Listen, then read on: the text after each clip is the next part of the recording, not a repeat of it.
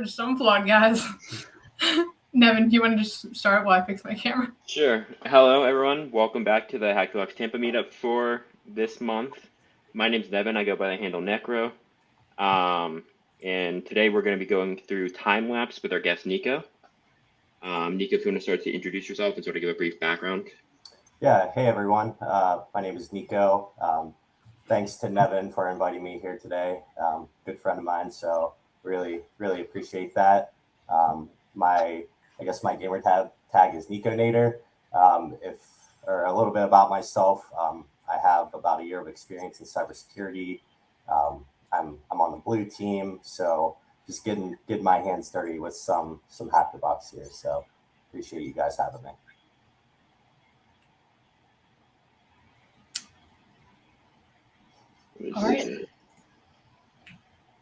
All right.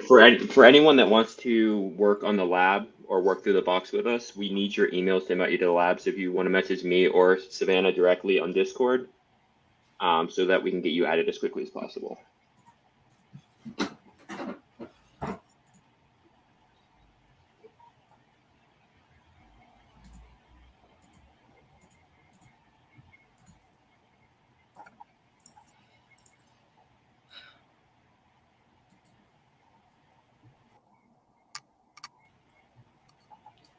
So we'll give everyone like 5 minutes to get your email over, and if not, then we'll go ahead and jump in. I'm sorry, I'm having camera difficulties. It was just working as soon as I went live. It's like, nope, not today. So at like 11:05 or 6, we'll get started.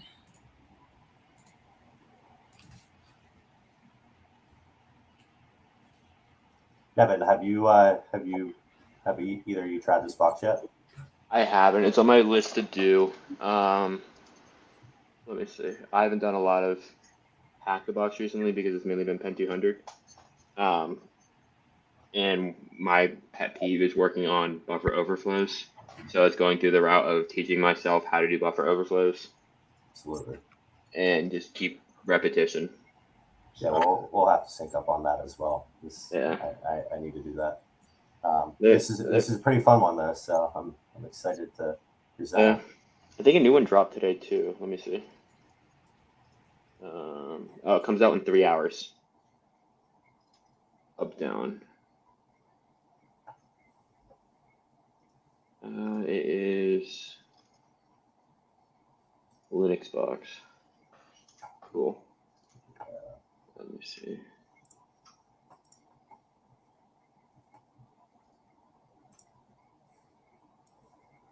Let me check Discord.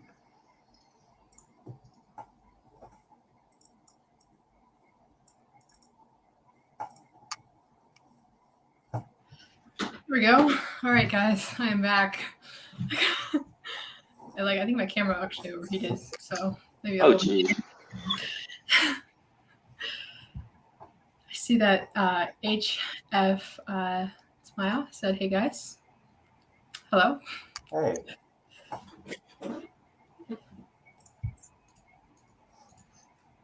Will you send your email, HF Smile, to my Discord so we can add you? My email? No. Sorry.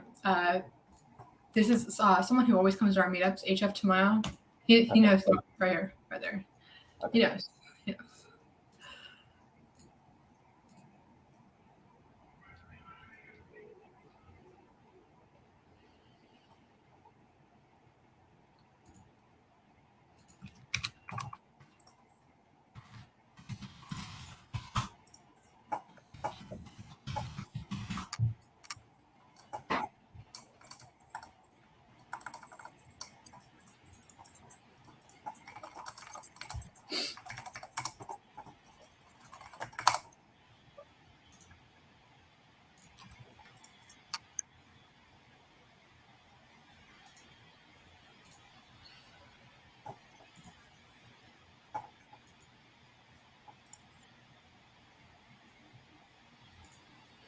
All right, we can go ahead and get started. You want to add your screen and I can share it and then go from there?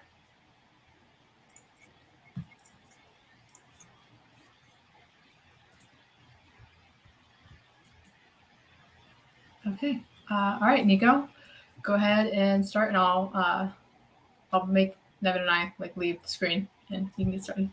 Alrighty, everyone. So today we are going to go over the box time-lapse. It's a Windows domain controller. I rooted this within the, first 2 weeks that the box came out. Took me some time to do privilege escalation, where Windows was kind of my weakness. So I learned a lot. I think this is a great box to give a try, and I'm happy to present this, where I think it's very useful and some good stuff to learn. So we'll go ahead and get started with the Nmap scan. So we'll do Nmap SC for enumerate or use default scripts, SV for enumerate versions, TAC, which stands for enumerate all ports, and then the IP address of this box is 10.10.11.152, and then we just create an output file as time lapse. So I went ahead and already ran that, so we'll go ahead and look at the results.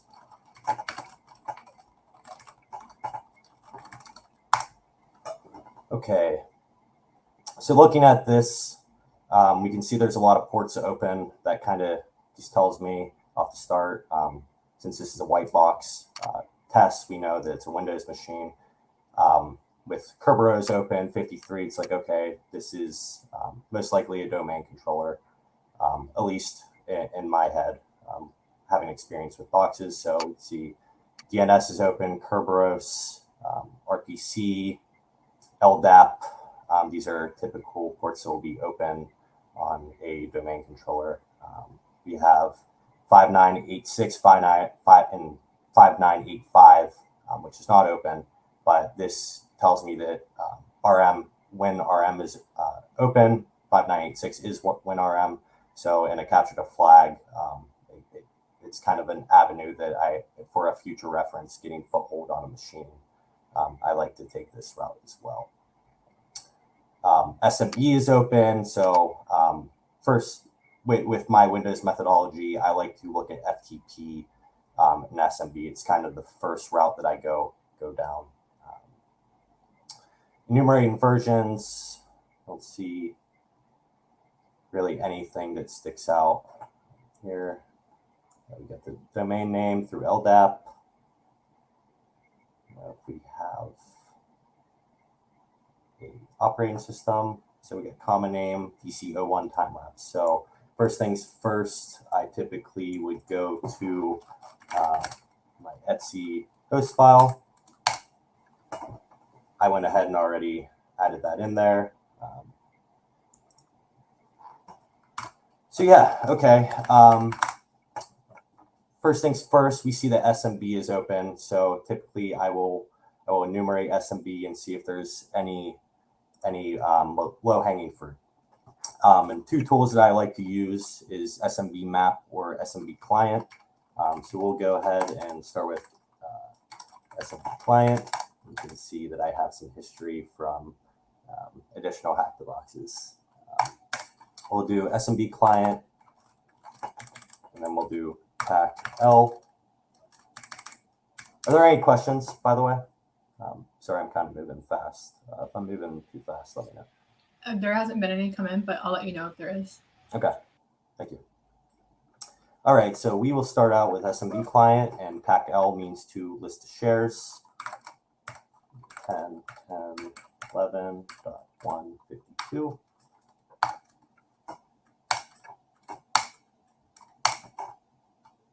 Okay, so here we can see pretty common shares is admin, $, IPC, log on. Shares kind of sticks out to me here. Sysvol. Sysvol basically just, if anyone doesn't know, it's just information about, I believe it's about the domain itself, or I can't remember off the top of my head, or what all these shares list out. I would have to Google that one. But anyway, share sticks out to me, so I'm going to go ahead and see if I can gain access into this, to the share.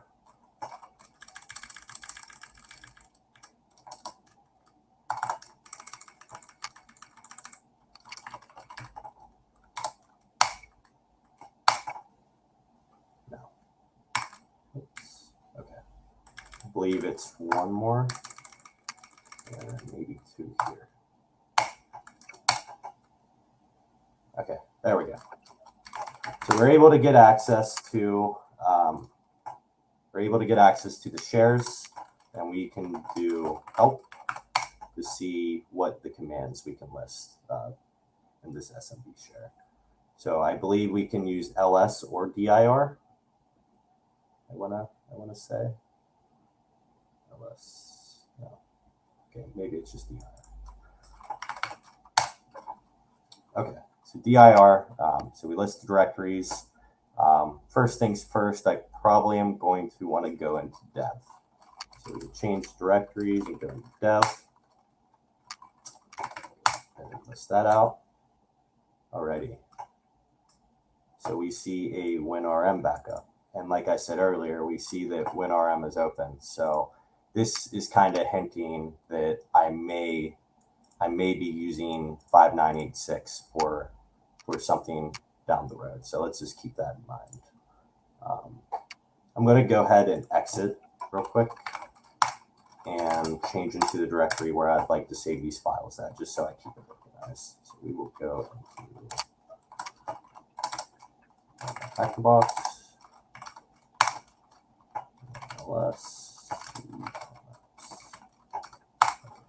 That way I can save these files in this directory. Go back in there.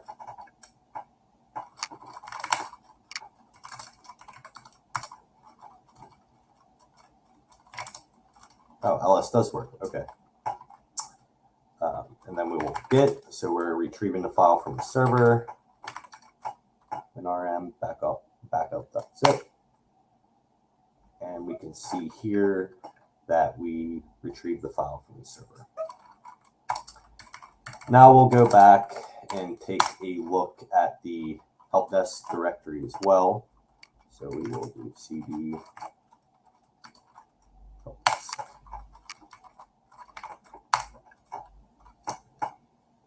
And now we can see, okay, well, lapse.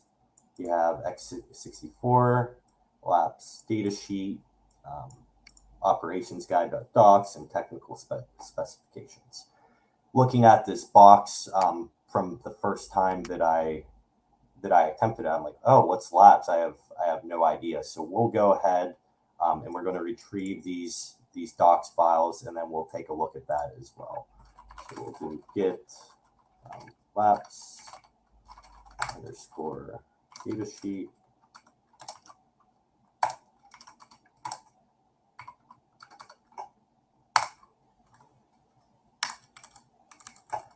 I'm not sure if there's a way to retrieve the whole directory, so I'm just going to manually retrieve these one by one.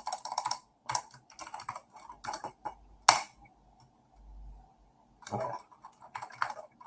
So we got all those, all the files from the server. We're going to go ahead, next steps, and take a look at those. We could go ahead and clear this out as well. Okay, so I want to go ahead and take a look at these. There's some software out there. Google it.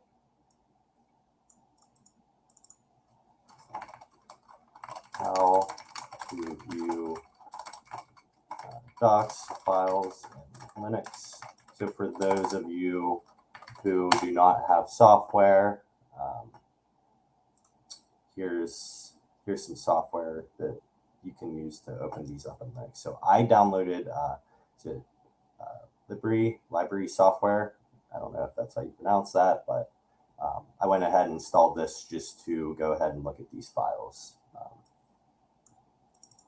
So if I open up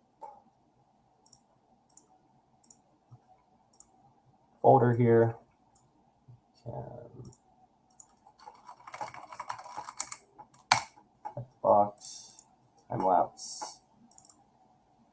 and then that library office software.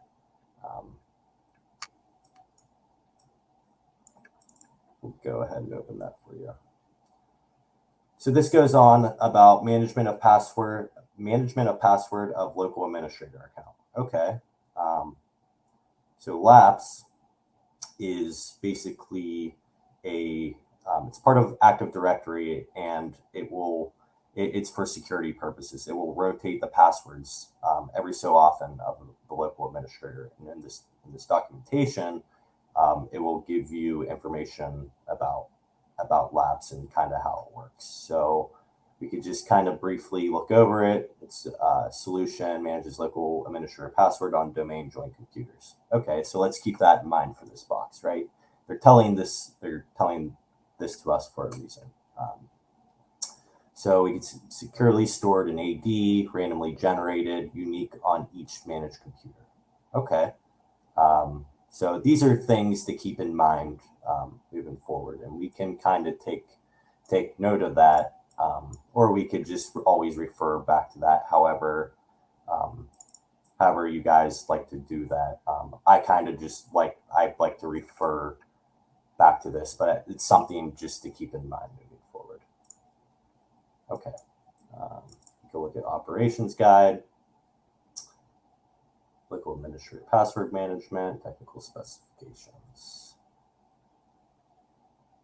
So this just gives you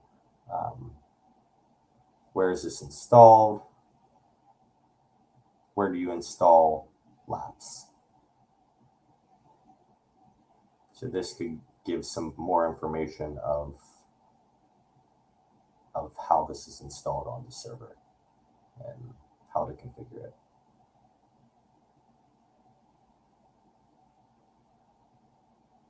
Yeah, okay.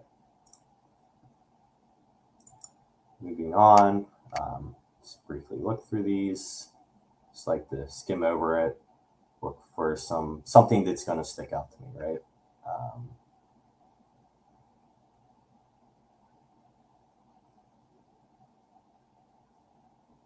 So this is just briefly giving a summary about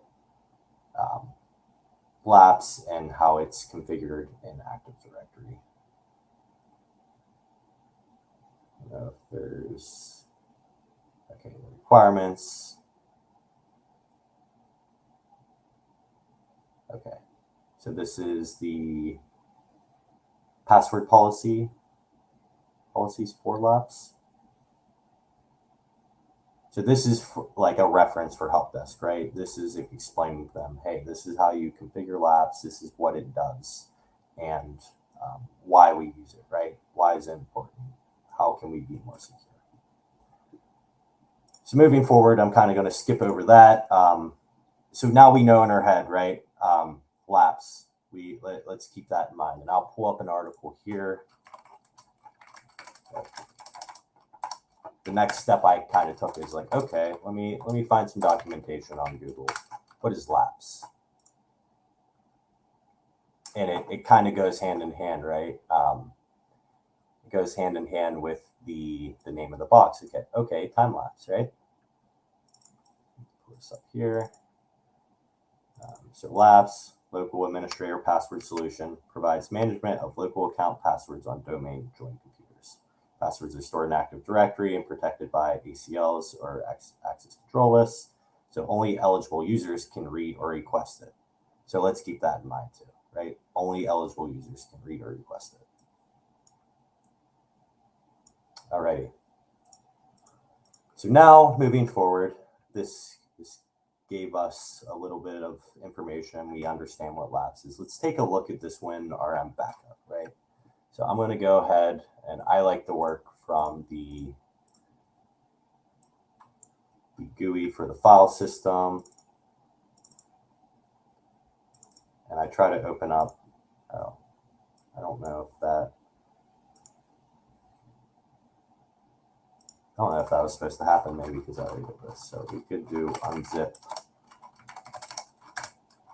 when, okay, so we see there's a password on there.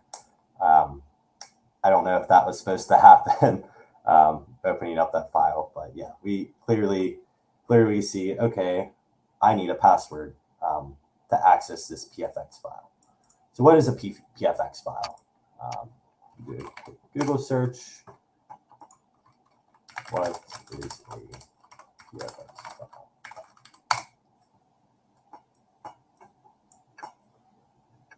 PFX file indicates a certificate and PKCS12 format. It contains a certificate for the intermediate authority certificate necessary for trustworthiness of the certificate and the private key to the certificate. Okay, so this file here contains a private key and a certificate, possibly for the server, right? So this we could use a private key to authenticate with something, or it could be used for an X amount of purposes. So this is some low hanging fruit here, right? We know, like, okay, we need to crack this. So I'm like, okay, moving forward, how can I do this? And I know that John the Ripper has some like zip2John or PFX2John. There's ways of transforming zip files into readable format for John the Ripper. So we can do zip2John, and zip2John, like I said, it converts zip files into text files for readable format for John the Ripper. So we'll do zip2John, and then we will change, or I believe we specified a file. So when rm backup, and then we could say do when rm.text. Okay. So we see that zip2John transforms a zip file into winrm.text. So now we can list our files out. We see that winrm.text is here. And let's go ahead and move forward with an attempt to brute force this winrm.text. So we could do John, and I believe hashcat could work as well, but my hashcat doesn't work due to some issues with my CPU, and I just kind of stick to John the Ripper. So yeah, John the Ripper will work fine for this. So we could say winrm text, and then we'll go tac word list. I can spell. I like to use RockU. You can use seclist as well. I believe seclist has some good word lists in there in terms of password cracking, but I default to John the Ripper, or excuse me, RockU.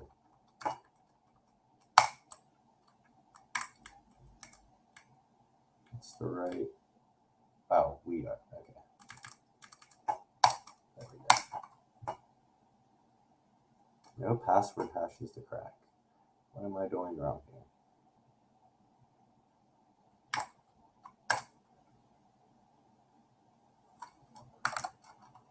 Maybe do format equals zip.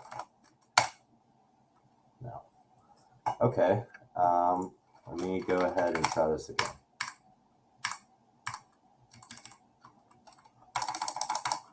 Zip to John.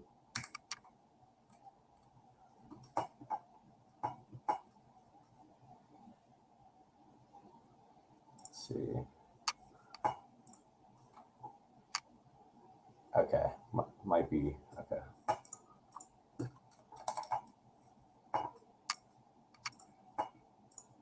1 second, guys. Okay.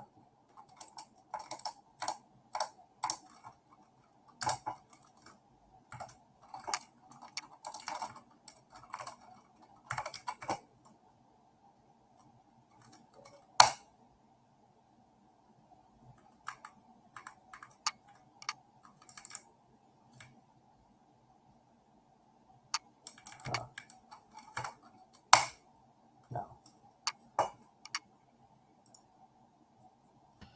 Did you see if did you cat out that file to see if it's like properly going? Yeah, I can.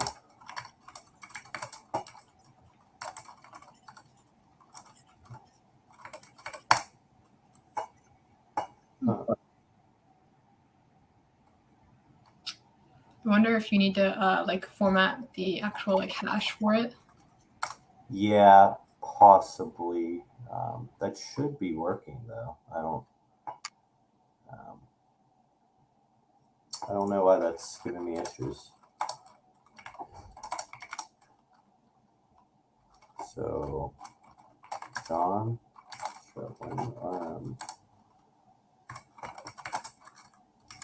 yeah, format. Let's try this.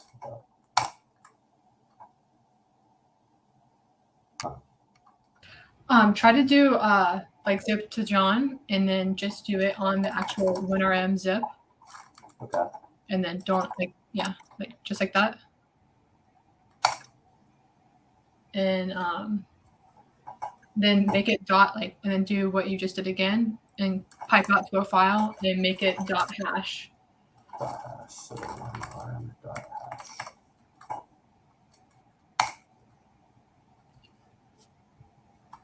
Okay, and then put the like the word list before the hash.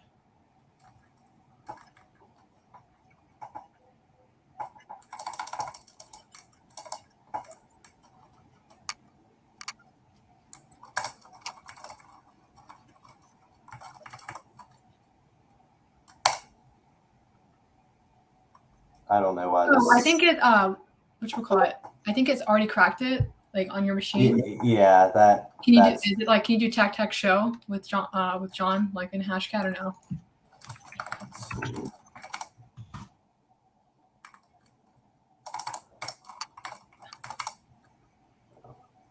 Yeah, I already cracked it. I guess I can pull that up. But this is the proper way to go about this. I just referred back to my notes, and this was the exact command that I ran. Yeah, no, I think it has it. It's not loading it because it's already been cracked. But if you do John tac show without specifying anything, I think it'll show all your cracked passwords. Oh, let me put the file too. Sorry. So,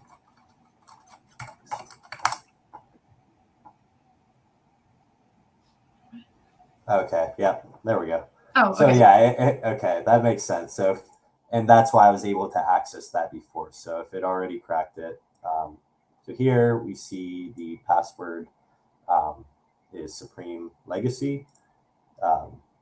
Thank you for that as well. I appreciate it. I didn't know that was a thing, so I learned something new here.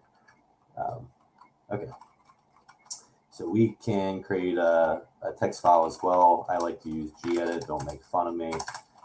And then we just say passwords. Text. We can just save that in here. Save that. Okay, so now we can do zip, and the password is legacy. And now we can see this TFX file in here. Okay. Now if we go ahead and try to view the TFX file, I think we're going to have the same issue here. But since I already cracked it, I should be able to see that. And I would imagine that it's going to let me view that certificate. But we know TFX file is a certificate. So I'm going to go ahead and pull that up on my other screen and just see if it automatically lets me. Okay. So we go here, legacy dev auth TFX. Go to open it. There's a password required. So here, now we have to crack the TFX file. So it's another TFX. We're going to use TFX2 John to crack this one as well. So it's back-to-back password cracking. So we can do Tfx to John, and then let's specify name of the file, legacy dev.auth.pfx, and let's do into legacy.text. I'll put 2 lines just to keep the naming convention the same. Okay, and then we see here we have legacy.text. Let's see if this will attempt to crack it. If not, we'll go ahead and show that as well. John, and then we'll specify the word list. Legacy text. Okay, so it's going ahead and give us the same issue here since we already cracked it. So we could go ahead and do the tac show, and we see that the password for the public or the TFX file is thug legacy. So to reiterate what happened here is we use zip2john to convert the zip file to readable text. You run John the Ripper, you brute force the zip file. Then there's another password protected file, PFX, which is a certificate, and it has a private key. Use PFX to John, as we see here. Convert that into a text file. John the Ripper should be able to crack it. You can use Rocky as your word list for both of these, both files, zip file and PFX. So here we have thug legacy as the password. So we can go ahead and add this in. We'll add this in, gedit, text. Probably a better way to go about this, but this is just how I do that. So we have 2 different passwords here. Okay, let's go ahead and use that password, and we can look at the PFX file here. Box. Password is thug. Let's see.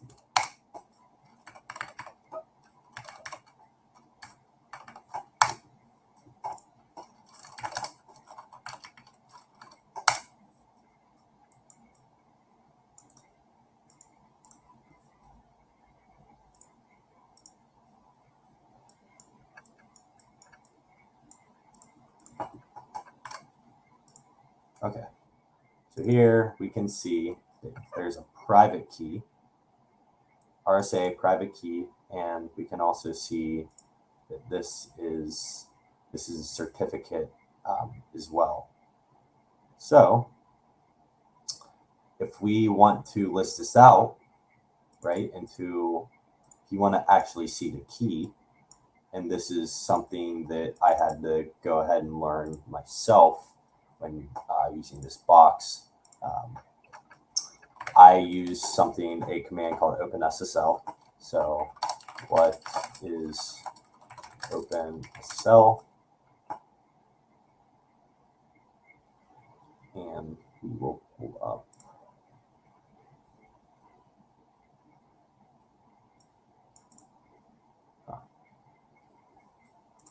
If there's a man paper open. So, okay, that works. So, OpenSSL command line program is a cryptography toolkit implementing the secure socket layer SSL or TLS version 1.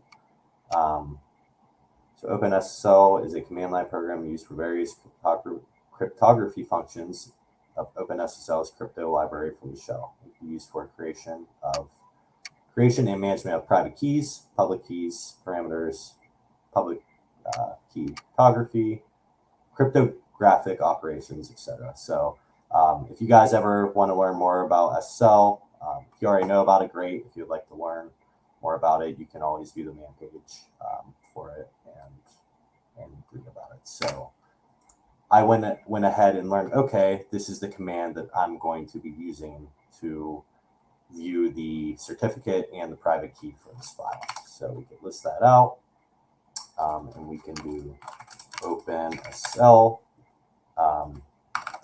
help, and we can see a list of commands that we can run, and we know reading back, well, okay, what is a TFX file, right? So whenever we looked at that, TFX indicates a certificate is in PKCS 12 format. Well, here, when we look at the help page, oh, here's PKCS 12 format. So we know that we're going to be using this command here to view that certificate. It's specifying what is the certificate type. So if I go ahead and refer back to my notes, it took some playing around with to get the exact format that I wanted. So we will do cell and then PKCS 12. And then we got to specify the file that we want to look in. So say tech in. And then we will say, what is it? Legacy dev auth.pfx. And then we are going to use the command tac pass in. So we are specifying that we want to pass in the password that we cracked, right? So we are going to do pass in. We'll do pass thug legacy. And then I want to, just in case I make like any errors, copy and paste, and I would much rather write this to a text file.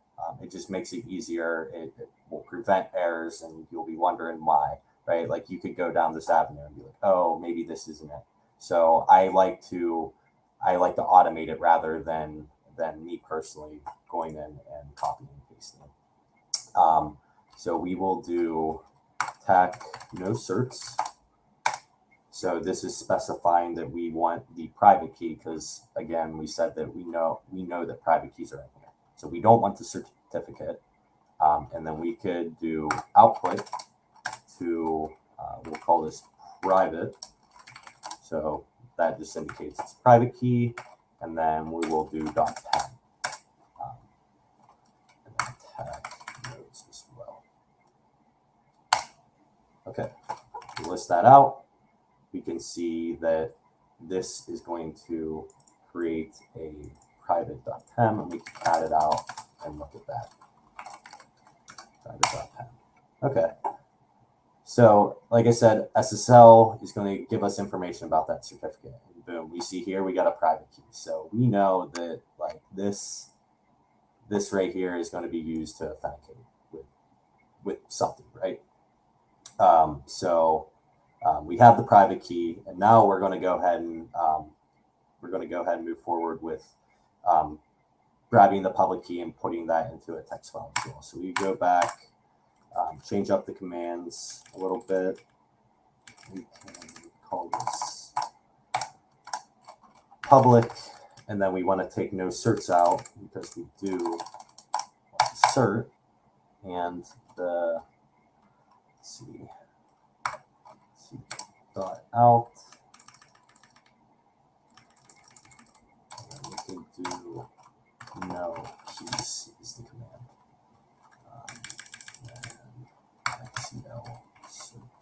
Certs, I believe that stands for. So yeah, here we're just basically specifying, hey, we don't want any private keys written to this public.pen file. We only want the certificate. That worked. Unknown cipher. Oh, that should have worked.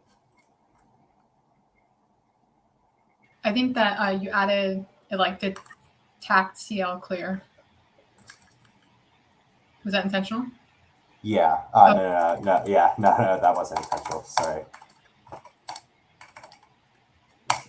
There it is. Got it. All right.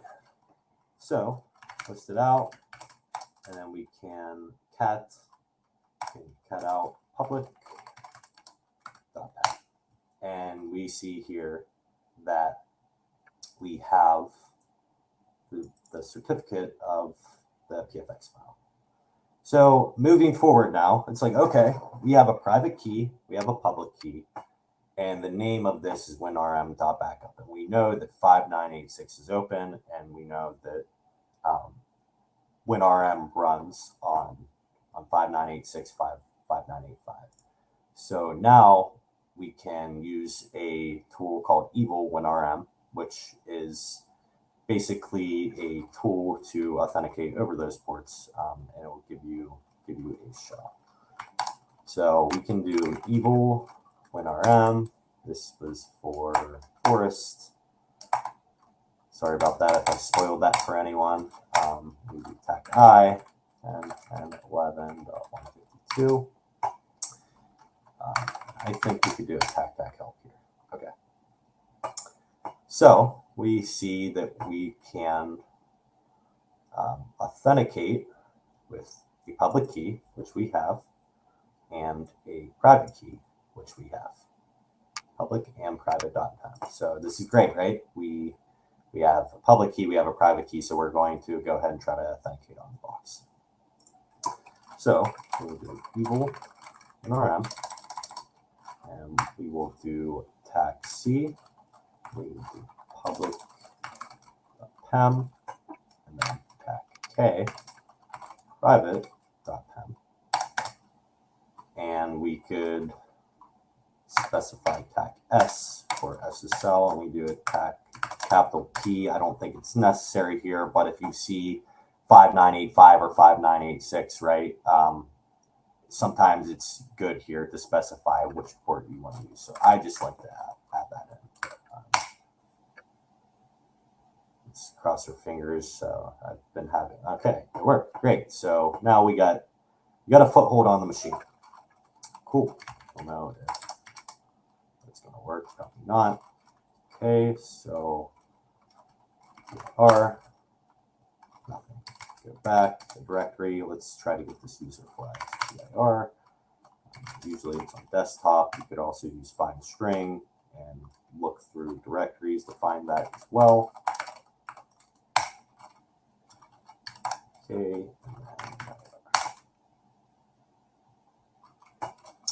Got the user text here. So type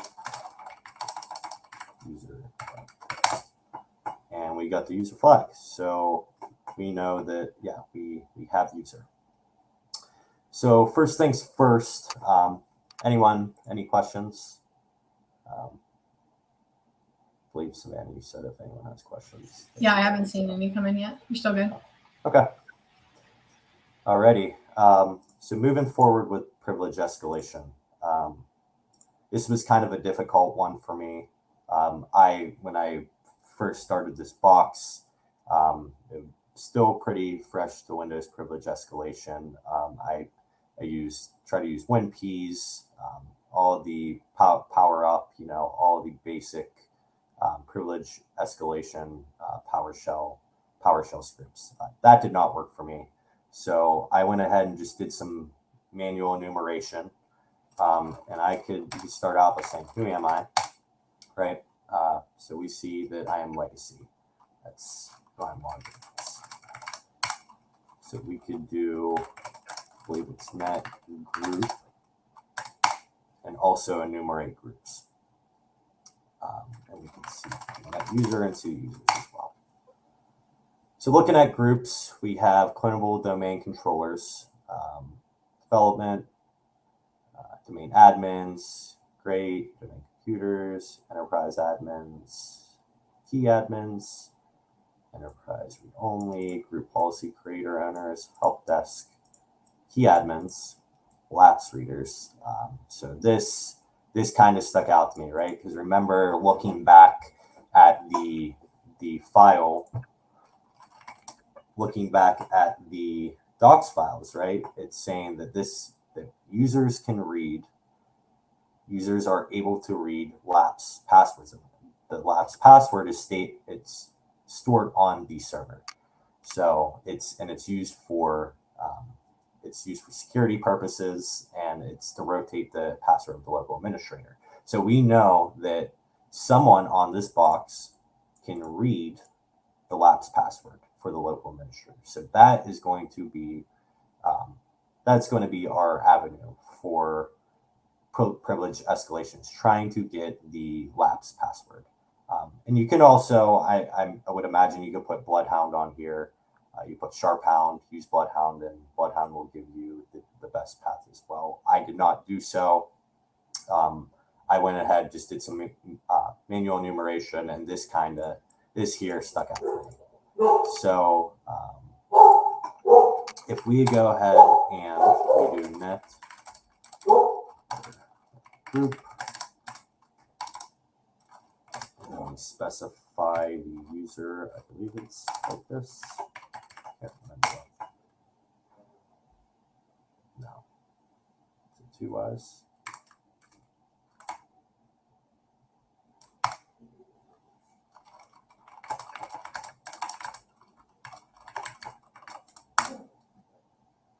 Okay, net user legacy, right? So if we look at the groups that legacy is part of, we can see that, oh, it's not a part of lapse readers. So it's like, okay, this user that we have is not going to be able to read the password of the local administrator. So maybe if we look at all the users, so if we do net user again, we see a list of users, and you can see Cyber Geek, Payload. These are just guys who,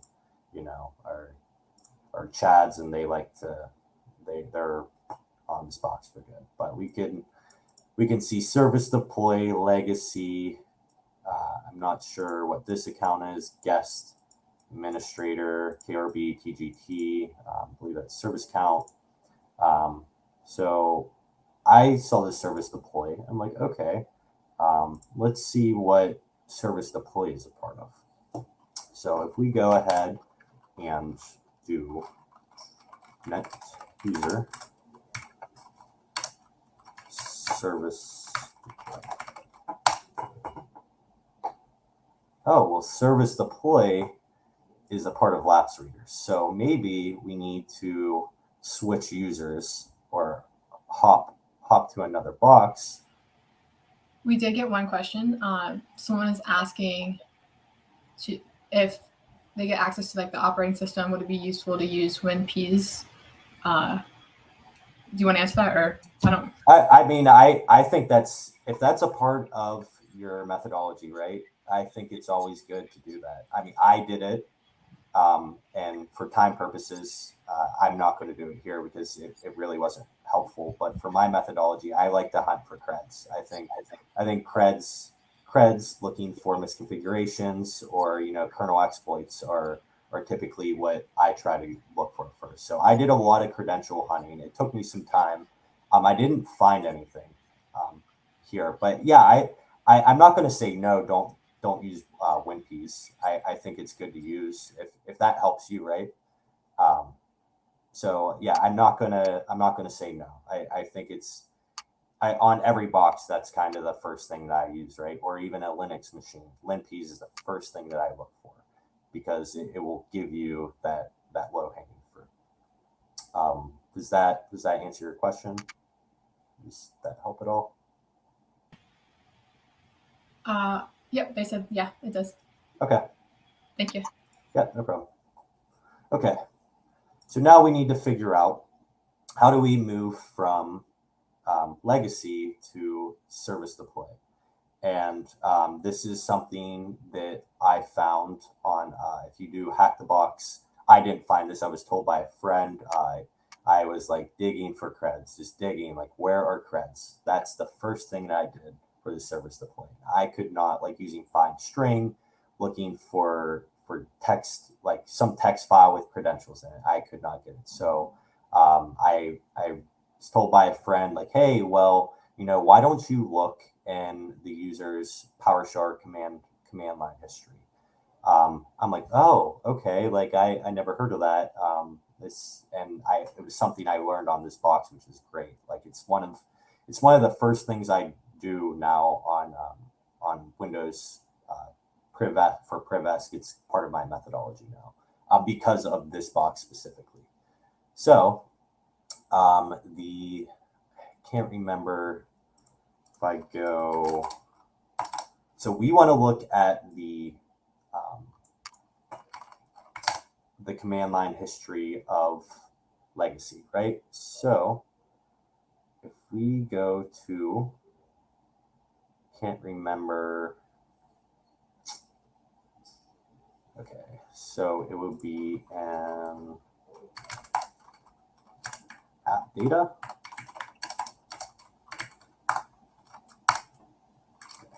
Let's make sure that's right. So we go app data, roaming. And this is something, for those of you who are unaware of this, this is something to keep in mind. This is the directory, like Microsoft, Windows,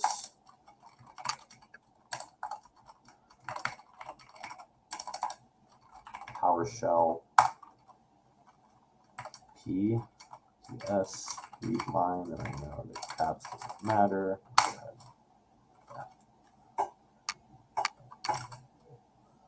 Let's see.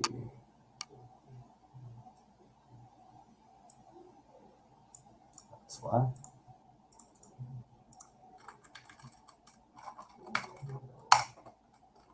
Okay.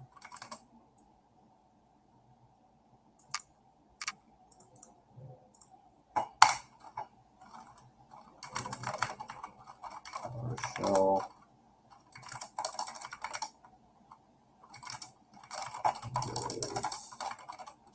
Sorry that I'm.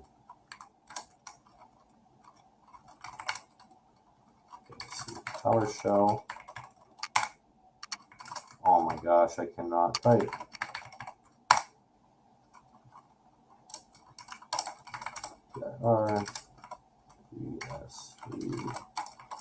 Sorry if I'm making some of you cringe here. Just trying to get to this directory. And then let's see, dir.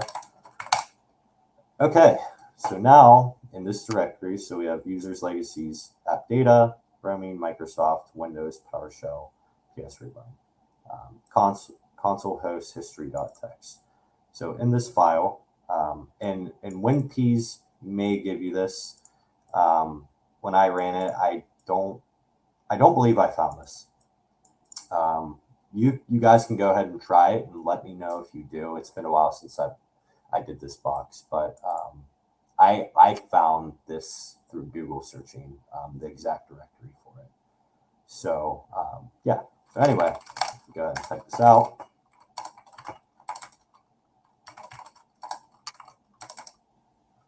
So type console host matters.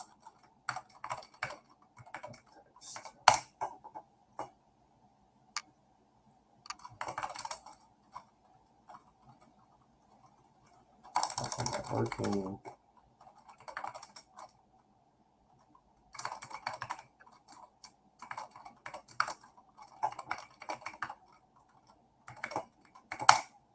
Okay, so running this, viewing this text file, we can see the commands that legacy has ran. So we see that UMI, ipconfig.all, netstat. So it looks like they're maybe running some basic commands to view networking information or information about the host regarding IP addresses, right? This looks like some PowerShell, maybe some PowerShell scripts they're running. Here we can see convert to secure string. Here looks like a password as plain force.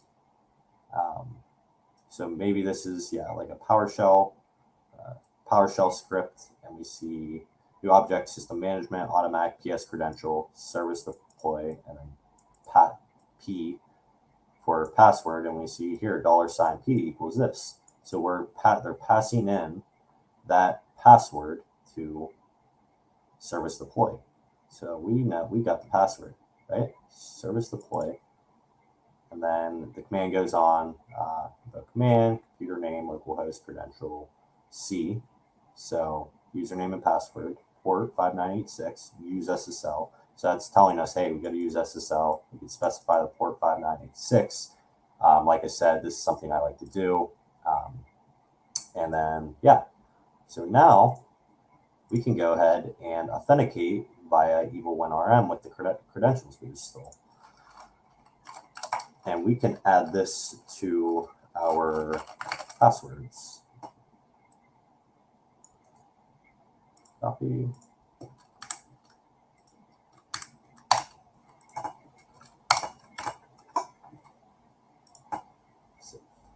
Okay. Alrighty. So let's try EvilWinRM. And let's get that out of here.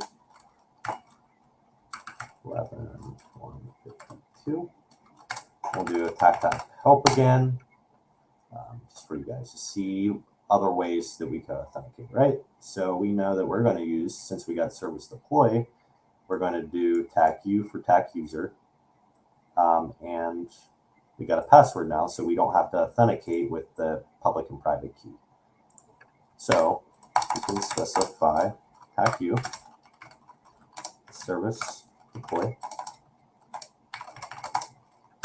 and TAC-P, lowercase p,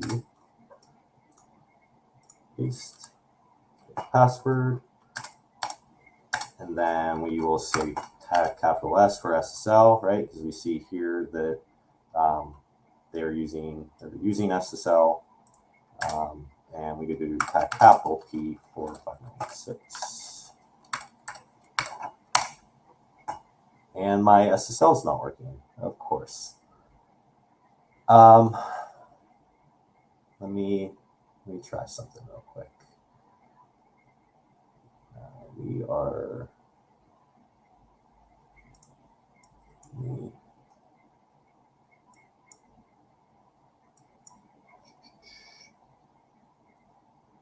I'm going to try my other box and see if this works. Kind of got to improvise here. Kind of called that. Gotta love live demos. They're always Gotta love them. Man. Yeah, I assumed I was going to have issues with it, and like I told Nevin, he said there was a bug, so yeah, that's kind of nice to know. So I have to pull up my broken box. Hopefully that will work. Sweet.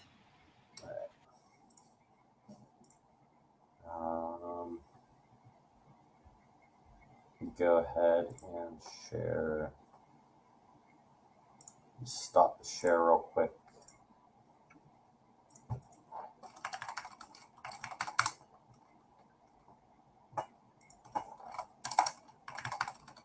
Sorry about that, guys. My box is broken. You are all good. We'll all be up here by sharing the screen, so you're not just individually up there. What is going on with this? Now this box is not working.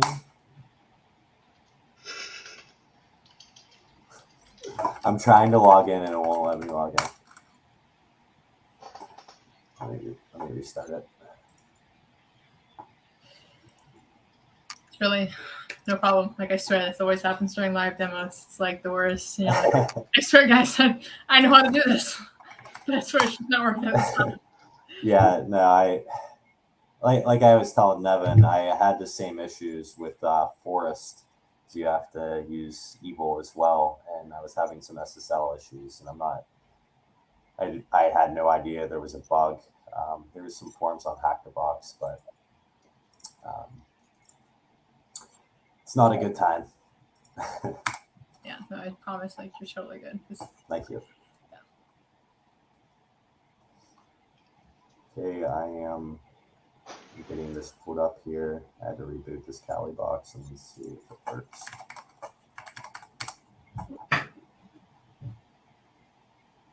I don't think this is going to work. I would have to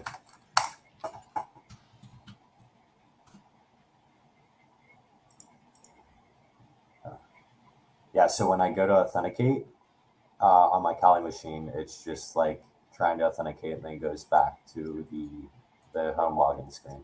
Are you just trying to log into the box? Just Yeah. through, why not use WMI exec instead for like a semi-interactive shell? Okay.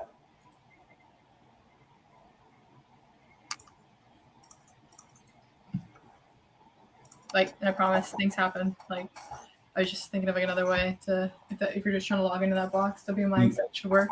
Yeah, so I can do that on the box, right? You just move like a switch user, right? Yeah, it will spawn a shell. So it's just spawning another shell. It's put up in packet. Just Okay. I'll send over a little cheat sheet. Fine.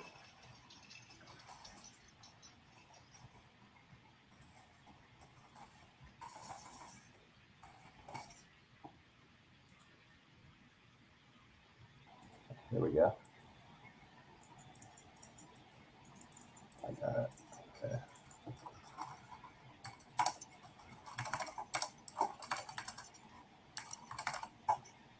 So, okay, that's in packet. Okay. I think I got it. Thank you guys for that. Yeah, no problem. Sorry, I'm still still kind of a rookie out here. So No, you're doing great. You're doing great. Okay, let me share my screen.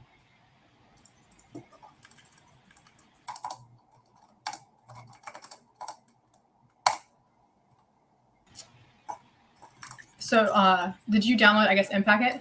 Yeah, I have them. Okay. It should just. Okay. I like to run it out of the. I think it installs globally. It should come up globally.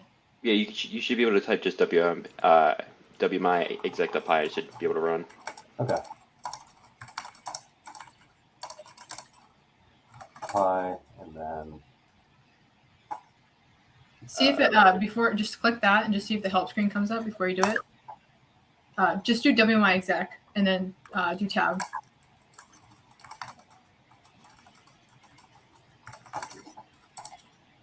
Without the PY, real quick. I just want to see if you tab it, does it come up?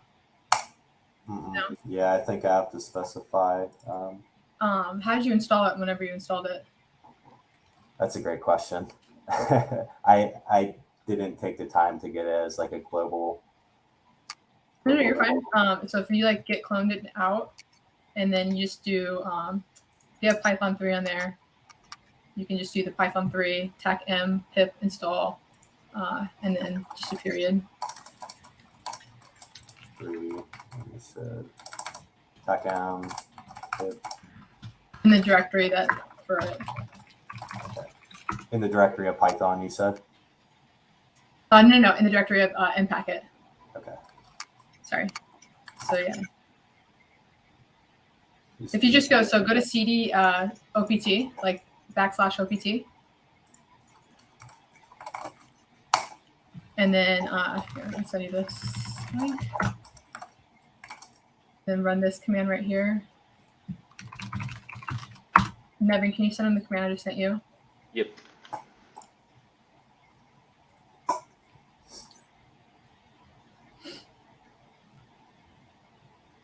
You guys are fixing my broken box. Everything breaks. Everything breaks. That's part of being in the industry. Everything breaks. Everything breaks. It's like 75% of my day is just like trying to figure out why things are broken. Okay. You said, okay, Python. Okay, gotcha. So install that in the opt directory? Yeah, like git clone. And that, yeah. No. So do git clone. I sent Nevin. Can you send him the git clone one? I did. It's the just git clone with the git link. It should be in Discord, Nico. Okay, gotcha. See it. Okay, and then that's gonna put that in the directory, and then you're gonna cd into that Mpacket directory, and then you'll do the Python 3 tac m pip install.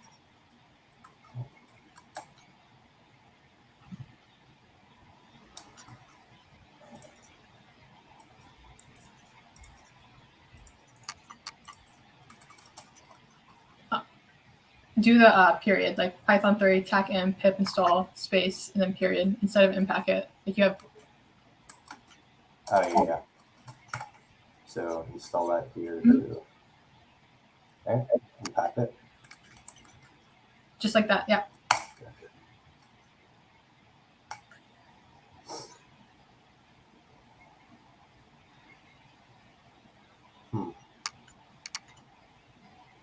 See if so just do WMI exec and tab and see if it comes out. There you go. I think it just that's something related to CrackMap. I would just ignore that for now. And Okay. then, and then I can now do the user that you had. Yeah. So I think we do. And I guess everyone who's watching this, something to keep in mind. By default, like WMI exec is always going to try to do like the admin share first, so you can actually specify a share to do like the C share. That's just more of like an OPSEC thing, but it doesn't really matter for this box. But it's just saying, just people to know. So this deploy. And the password here is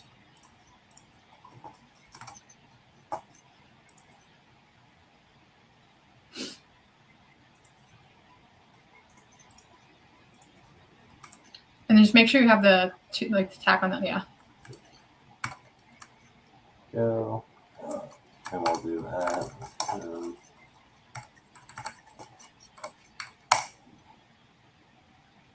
Ooh. Okay. I guess you can't use it with that. What was the error that you were getting with Evil 1RM? It was, let's see.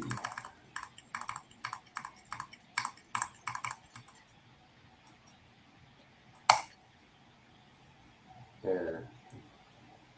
An error of type open SSO. That's the bug. Let me find it.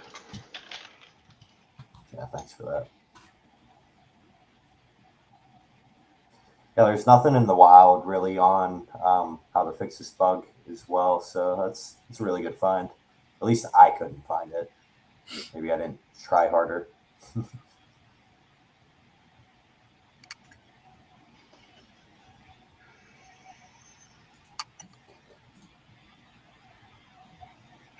Okay.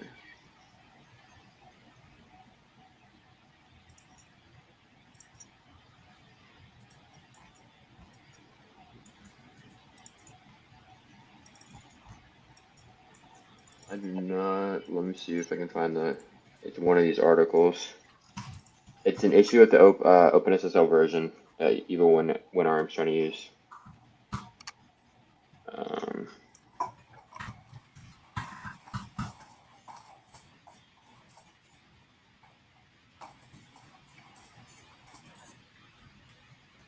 There, Nick, I'm sending you a link for it. Okay. Thank you.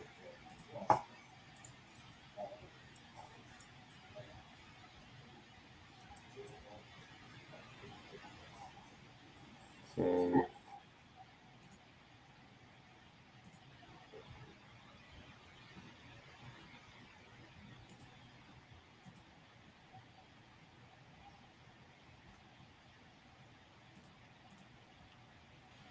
When's the last time you updated your box?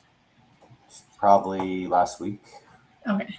I thought you were like probably last year. Yeah, no, it pretty recent. Yeah.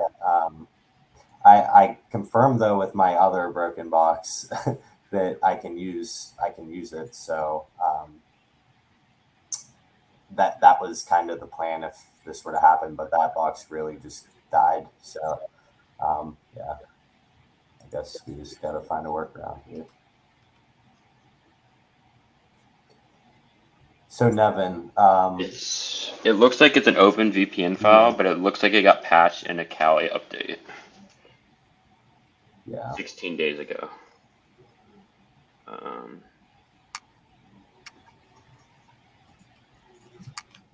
me see.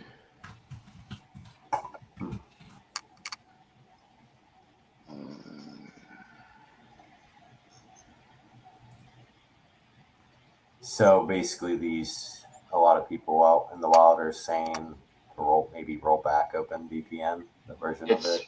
Well, yeah, they tried to put something out and it broke things, and then it didn't get updated. So now everyone's scrambling to figure out why it's breaking things. One person says it's an OpenVPN issue, and another one is a Ruby issue. Okay. Let me see if I can find something.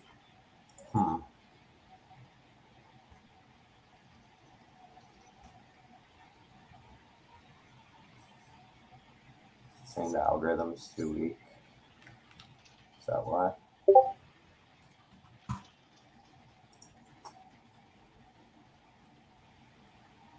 Did you try to like reinstall WinRM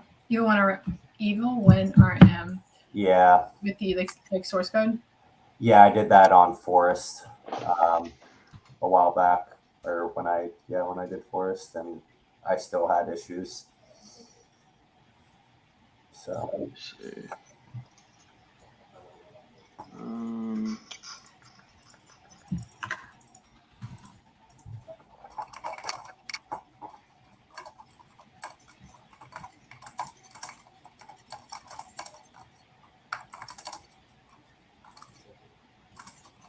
Why don't we, I guess, like try to reinstall the evil WinRM in the OPT directory?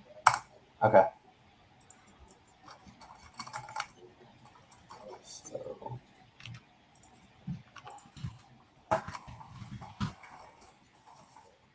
I actually feel like whenever I did Forest like a long time ago, I had an issue, and whenever I use like installing it via like gem,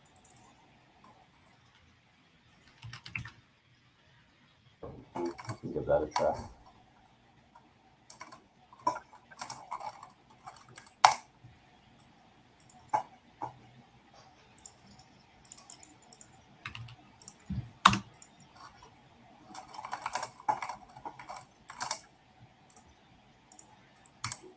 Okay.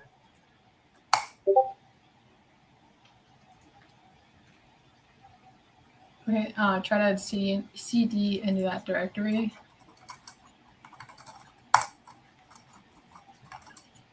And then, hold on, let me send you this command.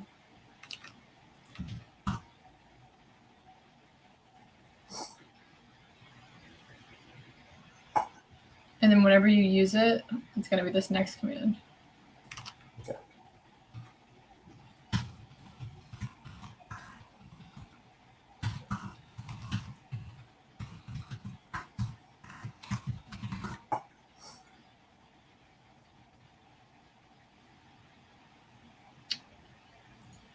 So Nevin, if you want to send him just the gem install, Yep. WinRM. It should be in Discord, Nico. It should. Oh, never mind. That's new. Run these. I'm gonna send the new ones. This one. Just ignore that one. Go to the next one. Ignore that one. Just use this one.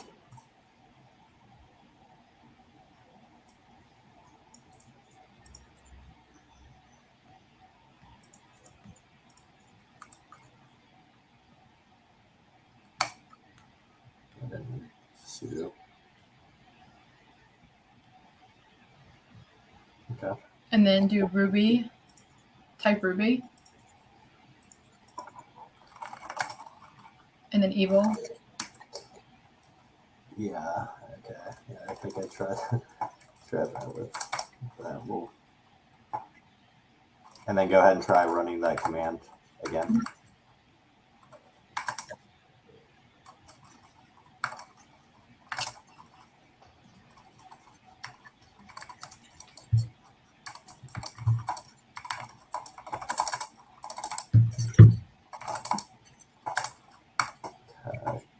Key. Password.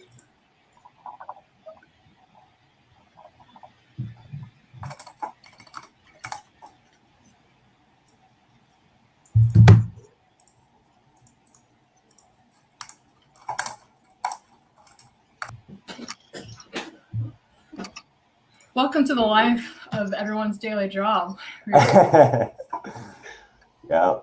this is cybersecurity 101. It's my daily life. Man, oh man. So Nevin, you did fix this before? Yeah, I'm on the Kali logs right now. Kali forum, because I know that's where I pulled it from. Okay. Yeah, this is related to lab access OpenVPN certificate verify failed. Okay. Looks like the TLS cipher default at sec level equals 0 is already there. Don't think it matters. Try that without quotes as well.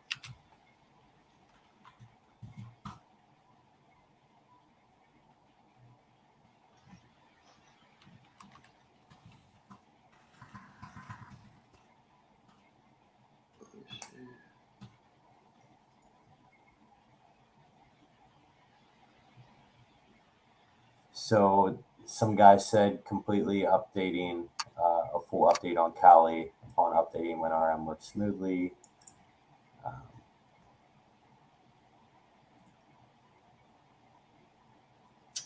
Oh yeah, can you do like I guess see if you can upgrade maybe the through like the Kali repo? If you just do like app search evo1rm. Sorry, what's that? I missed that. Like do apt space search and then 1rm, evo1rm, whatever.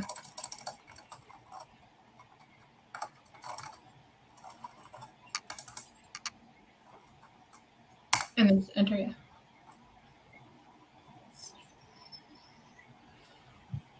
Try do apt space upgrade and then evo1rm.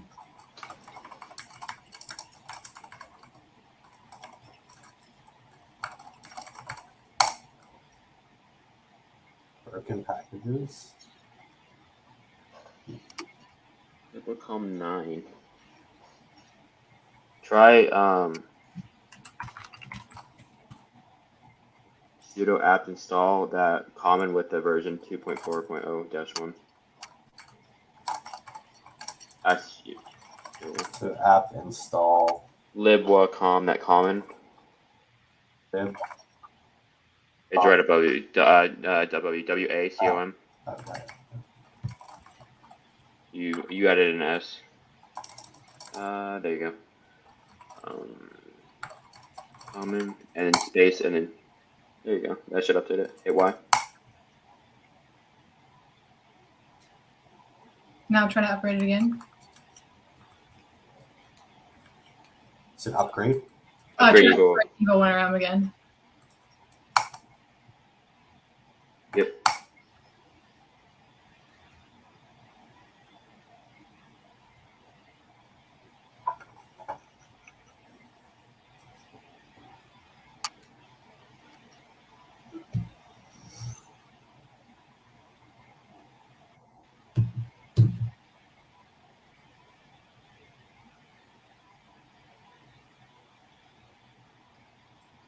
Let's cross our fingers here.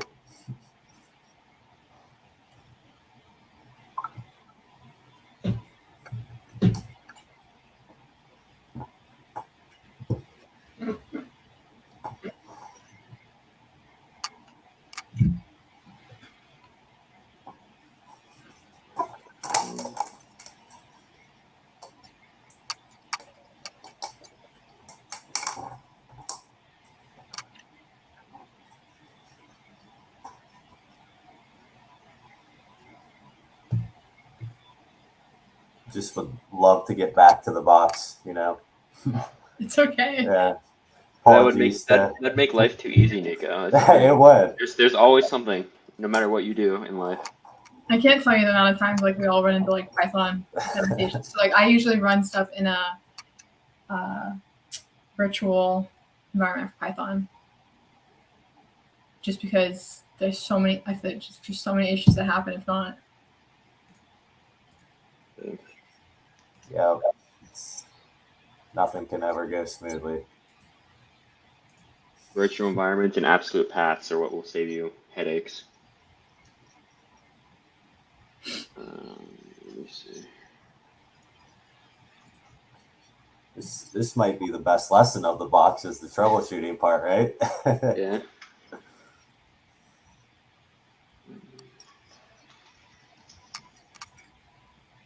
Especially in times when you're out there on your own and you have no one to lean on. That's nothing's more stressful than that. Yeah.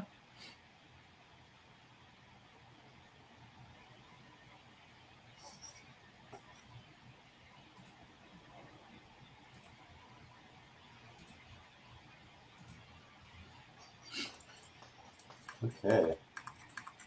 Give it a try.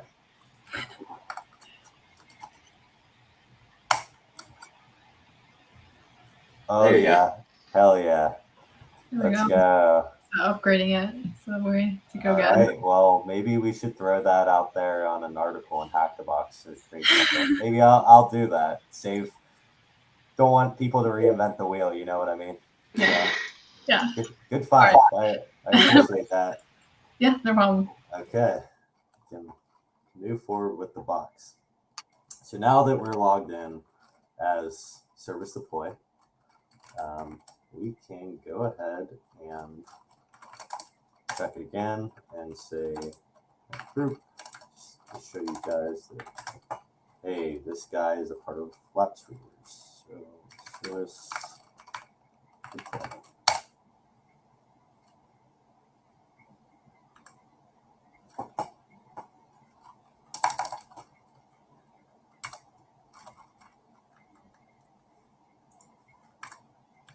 So that groups.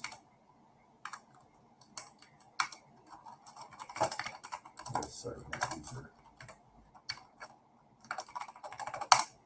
Okay. So we can see he's a part of Lapse Readers. If we go ahead now and we know again that it's stored, the password for Lapse is stored on the server, and I am able to see that, right? So we can use PowerShell to go ahead and try to extract this Lapse password. So we Google PowerShell. This up here. So to view Lapse passwords. Checking Lapse passwords across Forest using PowerShell. I think this is what we want. How to export Lapse passwords from Active Directory. So this here is a pretty good article on how to use PowerShell to extract Lapse passwords. And if you're really creative with PowerShell and you're, PowerShell guru, all the power to you to craft up your own script. But I'm kind of a beginner with PowerShell, so I got to use open source to use to gather this information. So the script assumes that Lapse has already been configured in your environment. We know that, right, through reading the documentation that was provided in the help desk directory by SMB, and that your user account already has access to view Lapse passwords. Well, we know by enumerating the group on service deploy that we're able to view, we're a part of that group, right? So using the FAT client UI or from Active Directory users and computers, the script loads Active Directory module, finds the Lapse password fields, and then saves them to a CSV. So this is like a script he wrote. So this is going to save it to a CSV.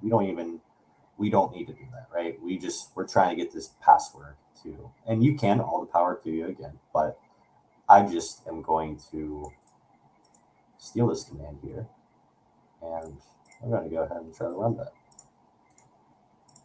Paste that. Nothing. Okay.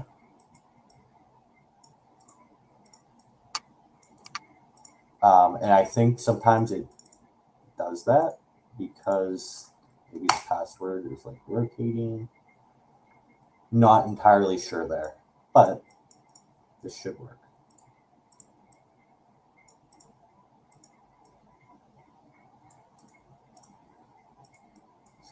try this one more time.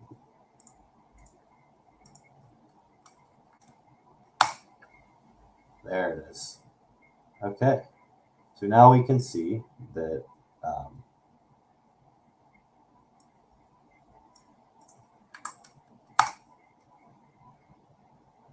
we were able to obtain the local administrative password. I believe it's this here. So yeah, ms.mcs.admin password.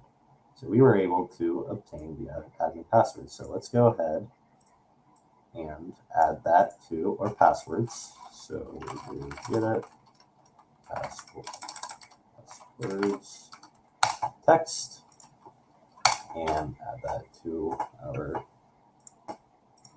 credentials text file, and we will go ahead and exit.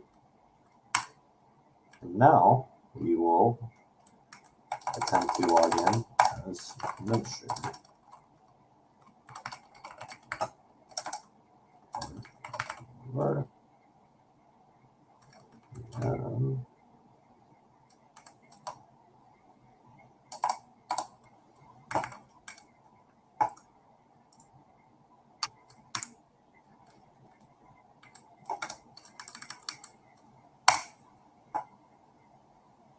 Hey, there we go. So we go here.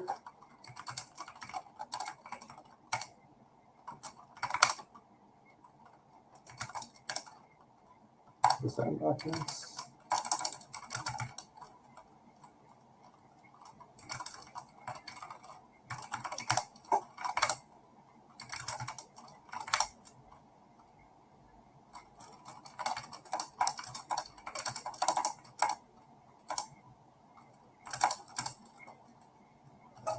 What is it? I don't know this off the top of my head.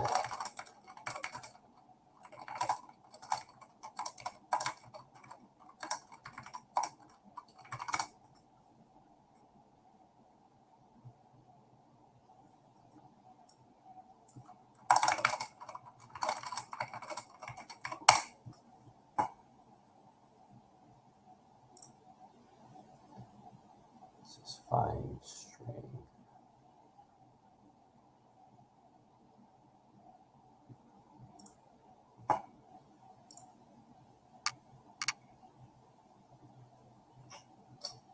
Where is this?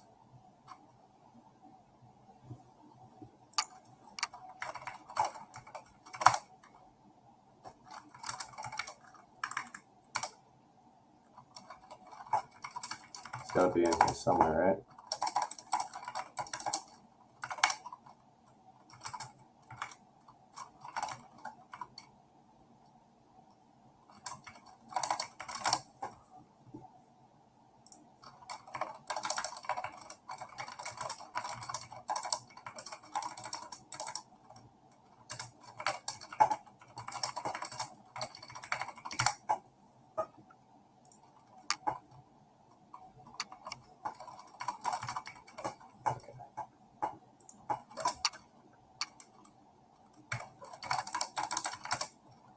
Say,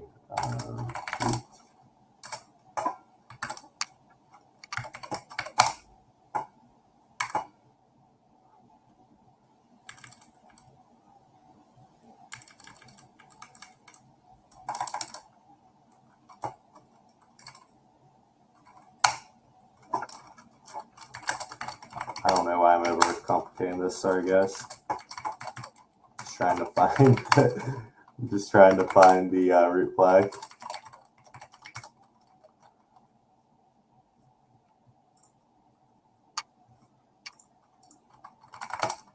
Right. Ooh.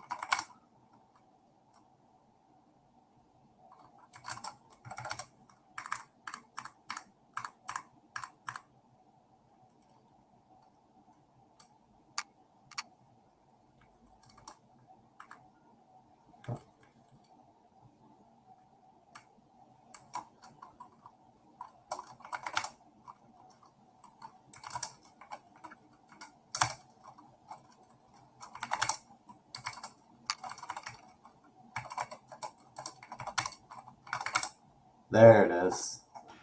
That was sneaky. Yeah. All right.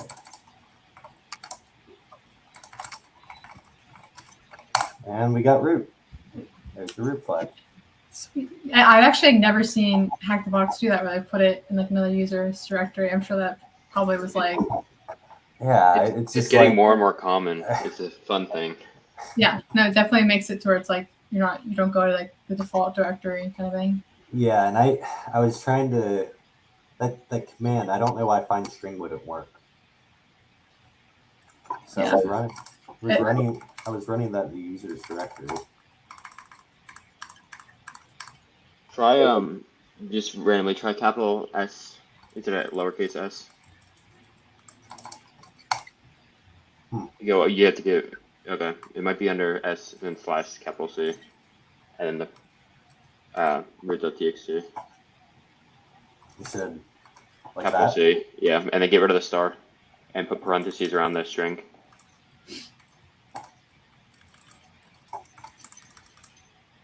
That's why. Parentheses. Thanks, Nova. It's doing the txt is not in parentheses. That's what it's doing in there for. You saying put parentheses around Just use it like put root.txt under the same parentheses. Like one word. There you go.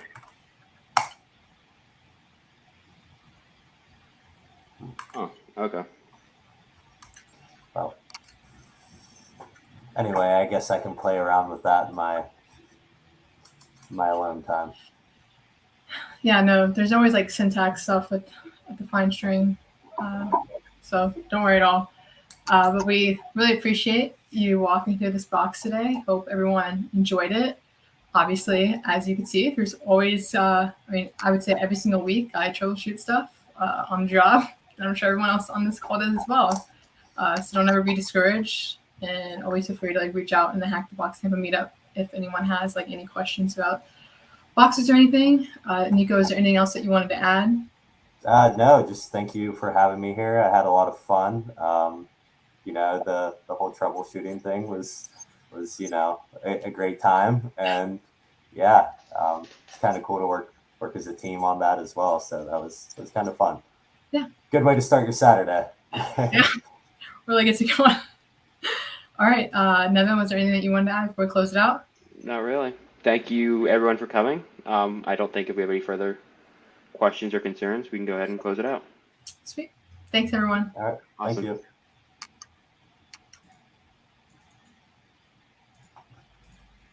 Oh, okay.